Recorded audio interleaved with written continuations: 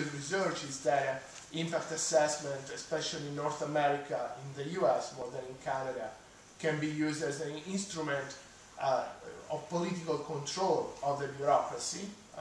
There is nothing wrong with elected politicians using impact assessment as an information provider that alerts on what the agent, in this case the regulator, is doing.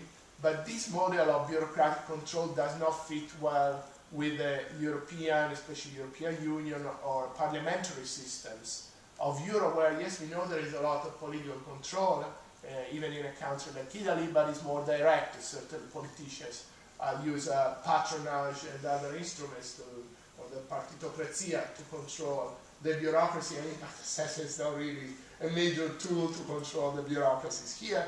But I found other uses. One, the symbolic usage, which is the tactical model of Carol Weiss. Some of the instrumental learning usage, in which essentially it's a kind of problem-solving model, but never too close to pure rational analysis, but clearly oriented towards the improvement of public policy. And a model that didn't exist at the time when Carol Weiss wrote, but is about essentially impact assessment as a late manifestation of new public management ideas. A model in which consultation, getting the small and medium enterprises to say something, opening up the administration. There's some features of that exist in Italy as well, I think. Is really more important than the tools and their usage. It's the idea of changing the way the public administration interacts with society.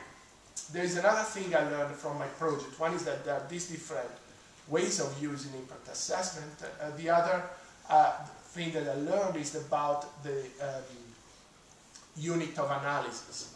All too often we look at Sweden and we think that we're going to find the Swedish RIA, regulatory impact assessments, or we talk about Italy and say there are Italian impact assessments. Actually, we have the agency level, the regional level, the municipal level, and the central level, and they're all different. My point here, and maybe it can be useful to you, is that we have to be careful when we project what we know about the macro-institutional setting of a country, like parliamentary system, this executive, this bureaucracy, this relationship between the mandarins and the politicians, and then derive propositions about impact assessments that actually take place at sectoral level in specific policy communities where the tools and the overall logic of impact assessment are negotiated and defined by those who work in transport, in environment, in housing, in agriculture. So instead of using as unit of analysis old institutionalism and say, okay, there must be a Swedish way of doing the RIAs because after all, this is what I know about the Swedish political system, actually chances are that we may find that the electricity impact assessments are more similar in the UK and in Italy than the macro-institutional setting of the two countries. So this is a plea for going back to how the tools, to use a non-scientific expression, how people sit down with the impact assessment tools in a given sector with their experts, their users, and negotiate what is that the impact assessment is going to do for them. And there is this big sector level malleability of impact assessment. I hope you will find also that given the intense communications between regulators, there is really some similarity at the level of sectors. And since you have sustainability, that's very nice to break down into from renewable energy to climate change and other topics. But I would not use that, what we know about the parliament, the government, the executive, as a very powerful predictor of the type of impact assessment. Okay, I thought I can stop, but 5 more minutes if I'm allowed. But maybe I say something on the new project I'm doing, since Andy mentioned. It's 9:04, yeah, I have time. Okay, good. Let's breathe. Let's relax. Okay. This new project It's funded by the ERC, and we have a website that I can show you later. It's called Analysis of Learning in Regulatory Governance. It's not a nice acronym like Liaise, which sounds great, so congratulations on finding a great acronym for your project. Essentially, I think when I started this project, I wanted to not just show whether officers have learned how to carry out an impact assessment, a sustainability assessment. Because this was the obsession. Every time I remember I taught in Portugal, in Greece, and Italy, and all these guys said, you know, come down like a ton of brick and get these people to learn how to do the impact assessment. There are 7 steps, they have to learn all the steps. Don't get out of the room unless they've learned. And I think maybe not in every country, not in Portugal probably, but in some of the countries describing your deliverable 1.3, there has been some piloting, and some other countries have been doing impact assessments for 10, 15 years. They've done it all.